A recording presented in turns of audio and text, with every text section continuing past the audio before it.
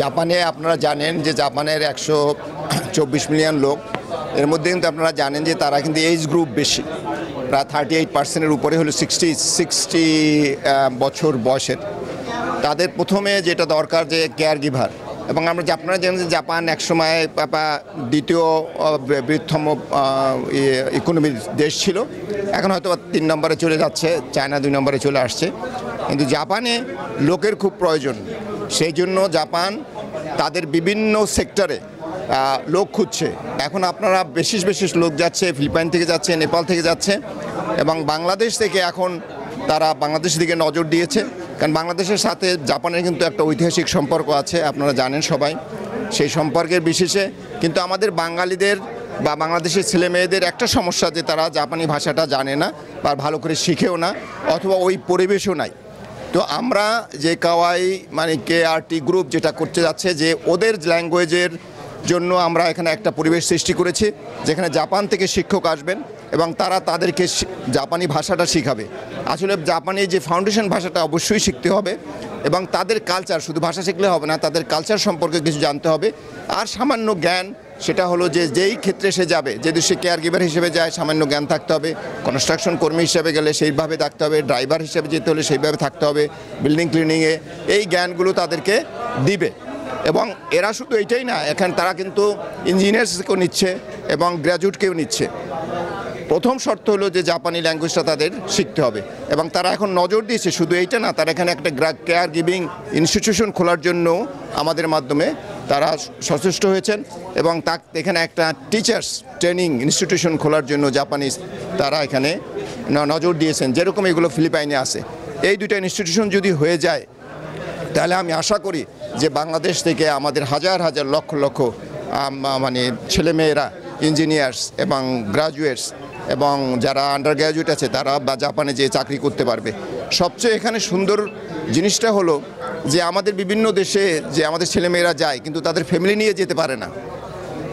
তাতে হয় কি, সোশ্যাল একটা আনরেস্ট সৃষ্টি হয়। জানেন যে ফ্যামিলি ছাড়া অনেক দিন থাকলে তো সেখানে সোসাইটির একটা অনিয়ম হইতেই পারে।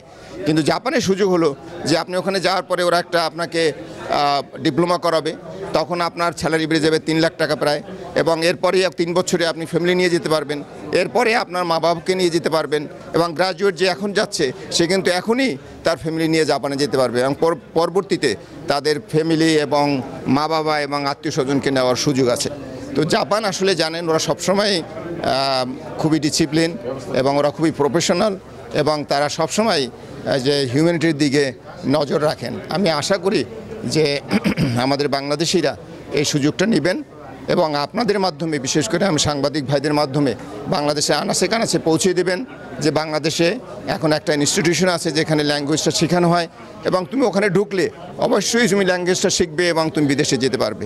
এটুকু নিশ্চয়তা আপনাদেরকে আমরা দিতে পারি। ধন্যবাদ। বাংলাদেশে প্রথম এবং প্রধানতম সমস্যা হচ্ছে আমাদের এই ইয়াং জনগোষ্ঠী, যারা শিক্ষিত জনগোষ্ঠী যারা আছে বা অর্ধশিক্ষিত, তারা নানা কারণে দেশের বাইরে যাওয়ার জন্য উদ্গ্রীব হয়ে থাকে। এই যে মানুষগুলো উদ্গ্রীব হয়ে থাকে নানা কারণে বাইরে যাওয়ার জন্য, এরা নানাভাবে প্রতারিত হয়, ভীষণভাবে প্রতারিত হয়। আপনারা নিশ্চয়ই জানেন যে পৃথিবীর বিভিন্ন দেশে, বিশেষ করে ইউরোপে যাওয়ার জন্য, আমেরিকায় যাওয়ার জন্য নানাভাবে প্রতারিত হয়ে ওরা নানা রকমের ক্ষতিগ্রস্ত হয়, কারো জীবন নাশও ঘটে। এই জায়গাটাকে আমরা অ্যাড্রেস করেছি এইভাবে যে যাদের জন্য বিকল্প একটা যদি শ্রম বাজার তৈরি করা যায়, আর সেটা যদি জাপানের মতো উন্নত দেশ হয়, তাহলে কেমন হয়। সেইটার আলোকেই জাপানের একটা বড় কোম্পানি যারা জব সেক্টরে অনেক দিন থেকে কাজ করে, তারা জাপানের বড় কোম্পানিকে 22 তারিখে ডেকেছে, একটা জব মেলার আয়োজন করেছে।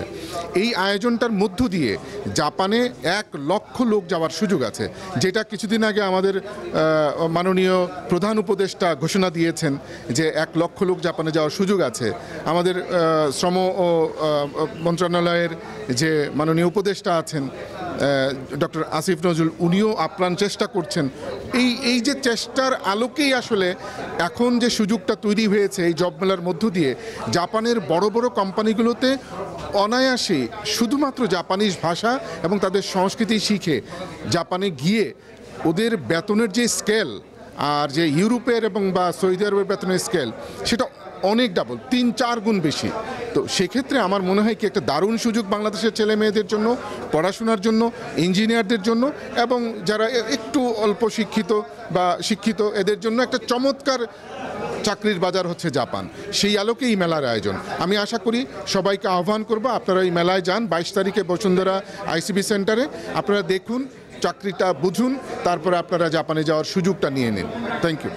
যেহেতু আমাদের প্রথমবার আমরা ছোট করে করছি, কিন্তু এরপরও আমরা ধারণা করছি 2 থেকে 3 হাজার জন লোক আসবেন আমাদের এই চাকরি মেলাতে। পরবর্তীতে আমরা যেটা চেষ্টা করব সেটা হচ্ছে শুধু মানুষ নয়, যেন হাজার হাজার মানুষ আসবেন এবং যেন ওদের ভেতরে সবারই ওখান থেকে একটা চাকরির ব্যবস্থা হয়ে যায়। আমরা সর্বোচ্চ চেষ্টা করব। আমাদের এই সম্পর্কটা জাপান বাংলাদেশের সম্পর্কে কতটুকু শক্তিশালী হতে পারে মনে হয়? যে এখন যেভাবে আগাচ্ছে আমি বলবো অলরেডি এখন যে অবস্থায় আছে অলরেডি অনেক শক্তিশালী। জাপানিজরাও বাঙালিদেরকে তাদের অনেক ক্লোজ ফ্রেন্ড ধারণা করে থাকেন এবং জাপানিজরাও বাঙালিদেরকে অনেক ক্লোজ ফ্রেন্ড হিসাবে ধারণা করে থাকেন, এবং যেভাবে আগাচ্ছে আমার মনে হচ্ছে এই দুইটা দেশ এশিয়া মহাদেশের ভিতরে বেস্ট ফ্রেন্ড হতে পারবে। আসলে আগামী 1 বছর আমাদের কমপক্ষে 500 লোককে ট্রেনিং দেওয়ার টার্গেট আছে। আমাদের এখানে ইনস্টিটিউটে আমাদের শুধু জাপান নয়, ইটালি, কোরিয়া, সৌদি আরব, জাপান সব দেশেরই যাওয়ার ব্যাপারে ট্রেনিং করানো হয়। আমাদের ট্রেনিং সেন্টারটি প্রধান উপদেষ্টার দপ্তরের অ্যাক্রেডিটেশন নেওয়া এনএসডি-এর। আমাদের এখানে সবসময় আমাদের 500 লোককে ট্রেনিং দেওয়ার অ্যারেঞ্জমেন্ট আছে। আমাদের 26টা অকুপেশনে ট্রেনিং কার্যক্রম সবসময় চলছে।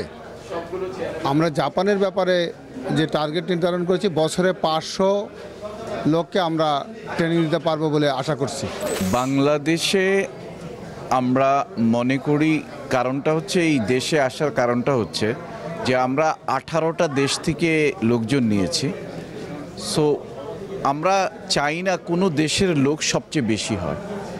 আমরা ফিলিপিন থেকে নিয়েছি, ইন্দোনেশিয়া থেকে নিয়েছি, কম্বোডিয়া থেকে নিয়েছি, নেপাল থেকে নিয়েছি।